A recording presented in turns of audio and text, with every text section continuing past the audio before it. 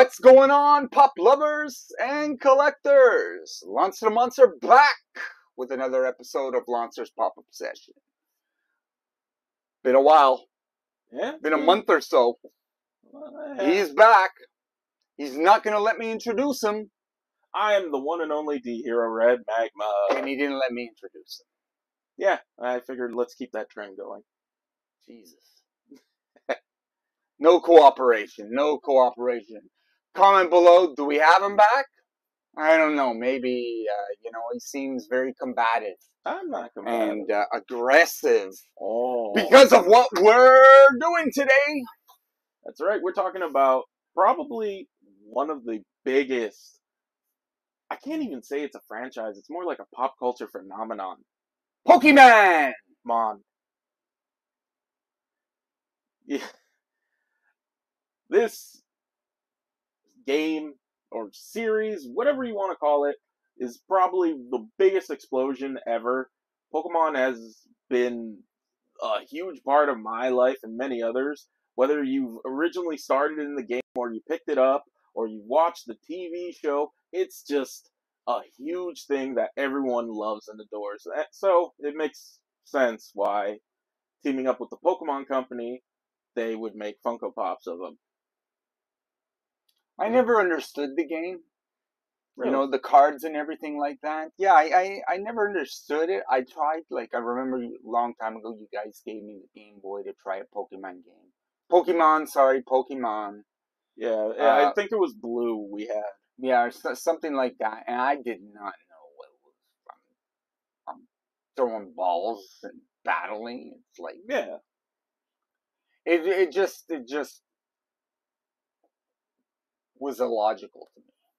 As far as video games go, the RPG aspect of it was the only thing that was interesting to me, but I didn't know about the battles and the cards and everything of that nature. So yeah, that's it. But it obviously exploded and gotten popularity. Yeah. It's also gotten some notoriety. I believe PETA has come out against it, claiming it's teaching children it's okay to abuse pets and animals. Some people have claimed it's satanic. Well, to be fair, as you can see, my other channel, Lonster's Retro Arcade, this is where we play. Just a little plug. Link is in the description. You like retro arcade action? I'm the guy to come see. Upload daily. Yeah, but it is, to go back to my point, it is kind of the same thing with arcade games. Like, I remember back in the late 70s or early 80s, I don't know how old I was, but all the arcades in Montreal got raided by the police, and it became you had to be 18 years or older. You might get away with it if you could be with your parents, but it was like that for quite a period of time. I don't know about the rest of the world, but here in Montreal, the only place I could play was at Captain Quebec because they always had two machines in there. But you had to buy something, and they had a button to give you the credits. It was really weird, and being a video game fanatic, from the Jump Street. Anyway, I got completely off. I don't know why I'm talking about that. We're talking about Pokemon today. Yep. But it's just the same, the similarities. Yeah. They're gonna find something to complain about. I can't believe I went on that tangent. It's okay. Wrong channel. But yeah, like I said, it's exploded in popularity since the 90s. From the game or the TV show to the trading card game to collectibles, plushies, all sorts of things. So I brought a few of my personal favorites today. So how about I start us off with probably the most recognizable Pokemon ever. Pikachu! Yeah, he's the classic. He's the face. Everyone. Oh, this is also a Diamond Collection Fall Convention 2021 limited edition. Yeah. He's kind of he sparkles. He's got like sparkles. What do they call that? I forget. There's a term for it. Glitter. Glitter, yeah, Glitter. It is glitter, but there's something that they call it. Yeah. Something else. So basically, Pikachu is mainly iconic due to the TV show, in which the protagonist, Ash, has him as his main partner throughout the series. Pikachu is also one of the few Pokemon who has appeared in every single Pokemon game, and is always catchable. Yes. He's tiny. Fun fact about him, they actually changed his design from the original game to now, which was, he was a bit chunkier, and he was a bit more orangey yellow, but then they made him more yellow. But he's supposed to be a mouse. He's an electric mouse, if you want to be technical. He's a mouse? Design-wise, yes. It's supposed to be kind of like a mouse. I was never sure. I never even thought about it. I thought he was just some sort of mystical being. One thing that I notice about it, it's a beautiful pop. Oh, yes. Definitely, the sparkle. But it makes it look like, I forget, they came out with them, like about 4 or 5 years ago. It was an addition, a pop. It was a set of them. It's a candy. Oh, man. If you know what I'm talking about, leave a comment. Leave a comment below. The little candies that look like this. The actual candies are like a very soft, and they were rabbits, I think. I don't know. If you know what I'm talking about, comment below. Let me know what they were called. But it looks kind of like that. It looks edible. Like if this was food, sorry, but I wouldn't catch them. I'd catch them and eat them. It's actually kind of funny, considering in the Pokemon universe, there are Pokemon that are based off food, even. Really? Yes. Interesting. These anime and games, it's again, crazy. It's a pop culture thing. You were either in it or you weren't. Yeah. It's. But speaking of food, this one, I always thought of food with it because this is Alakazam. Alakazam. Alakazam. Is he magical? Because isn't that like a spell? Abracadabra, Alakazam. That's the thing. He's Alakazam. What movie was that in? Comment below. I'm gonna have you guys work today. Comment below. What movie am I talking about? Alakazam. But to explain, Alakazam was a psychic type Pokemon because there's different typings. He's the most powerful because his evolution line, ironically, goes Abra, then Kadabra, then Alakazam. And the reason... Mary Poppins. Mary Poppins. I believe it was Mary Poppins. I don't know. I get obsessed. But the reason you can also tell he's a psychic is because of the spoons he has. And he uses that... Oh, he is a psychic. Yeah, he's a psychic type Pokemon, and he's supposedly psychic because he has spoons. And in most of the games, especially the 3D ones for the Nintendo 64 Pokemon Stadium, whenever he'd attack, he'd bend his spoons to do an attack. So he's like, I was gonna ask is what kind of psychic he was, like a psychic that can read your mind, or a psychic that can, has energy. Bit of both. Because again, he was also kind of hard to get. I never caught him in the original game because in order to obtain him, you needed to have a Kadabra and trade it with a friend. And back in the day, they merge? No, they evolve. Okay. When you traded him, he would evolve into Alakazam. Because how it would work, it's Pokemon's a lot of numbers and math stuff. Honestly, if anything, you could say the game heavily promotes kids to learn math in a very discreet way. Now, we said that Pikachu was based off a mouse. What would he be based off? Is there a background for him where they got the inspiration? It's hard to tell. I know in one of the Pokedex entries, because they do have entries every time you catch a Pokemon, you get like a little fun little fact. Okay, yeah. For Alakazam's previous form, Kadabra, they claim he was a child who then had the power to bend spoons, and then it turned into Kadabra. Interesting. So does he need the spoons? Like, I don't see, like... Yeah, it's just he's always has the spoons. Okay, but you say he bends them.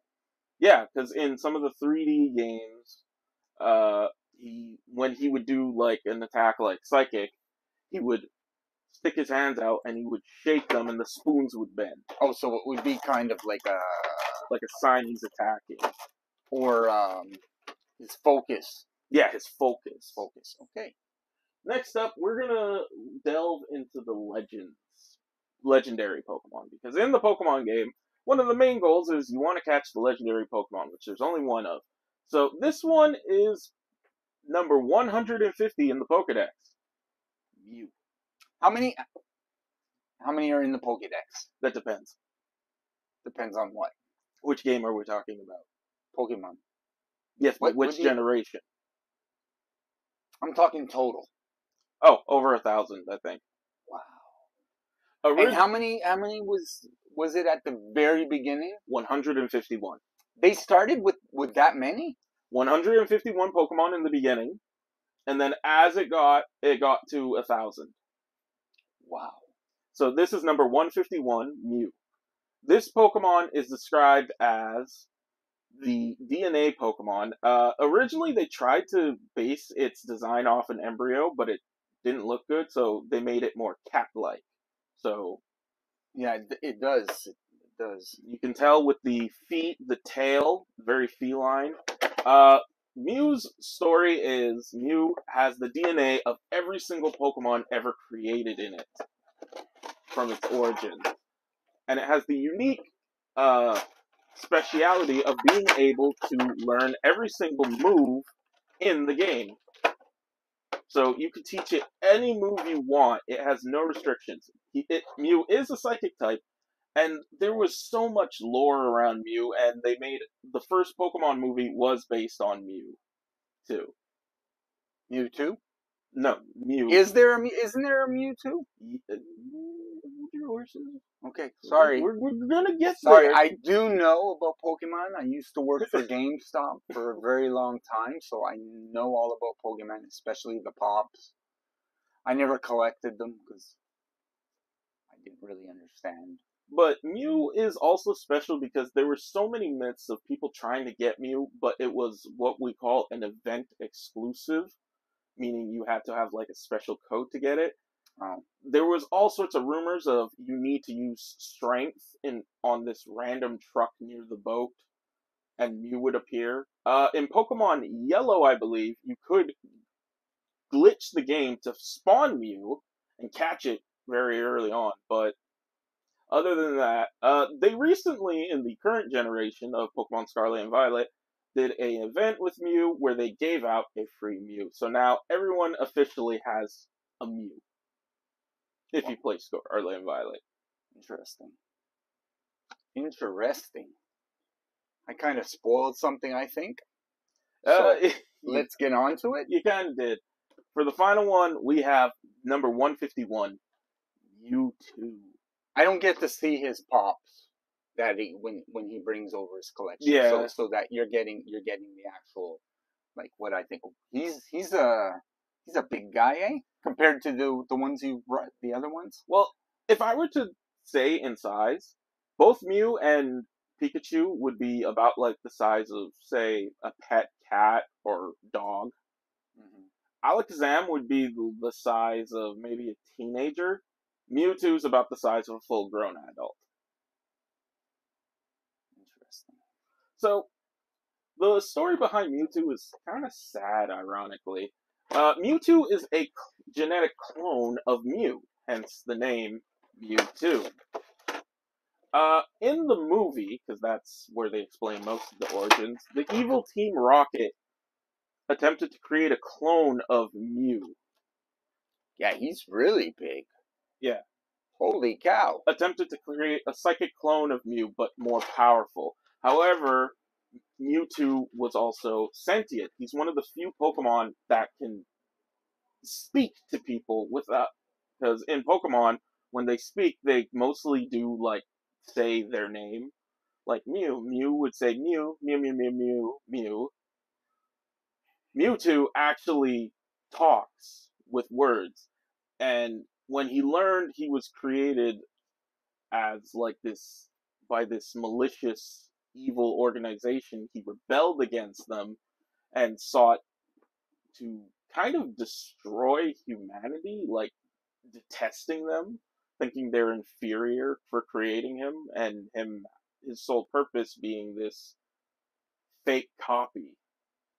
In the games, however, uh, in the original Pokemon games, to find Mewtwo was very hard. You had to become the champion, and only then could you enter the cave where a very powerful Pokemon lives, where he goes into isolation.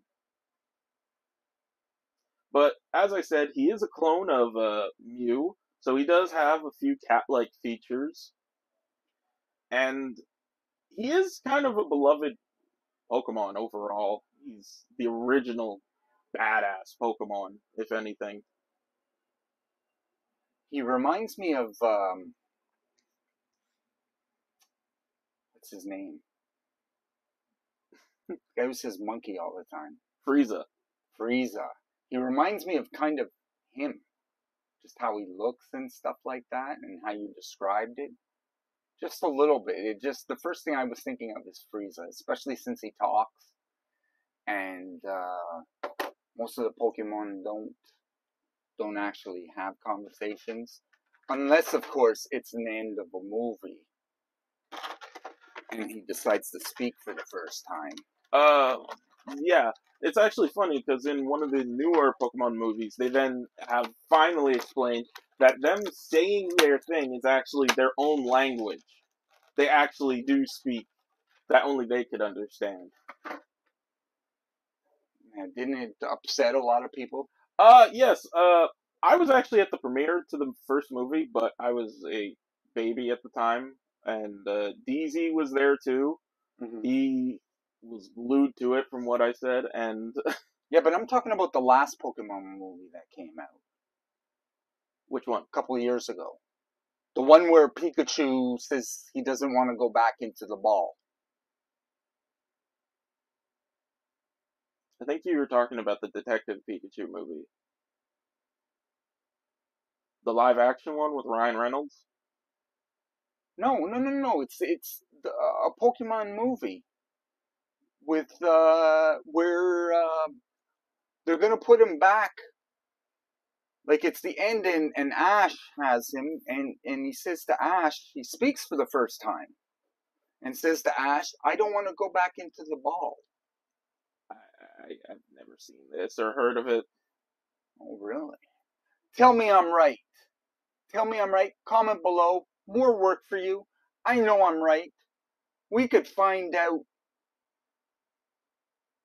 by asking Alexa. I guess she didn't say anything, but we'll have an answer for you in the next episode.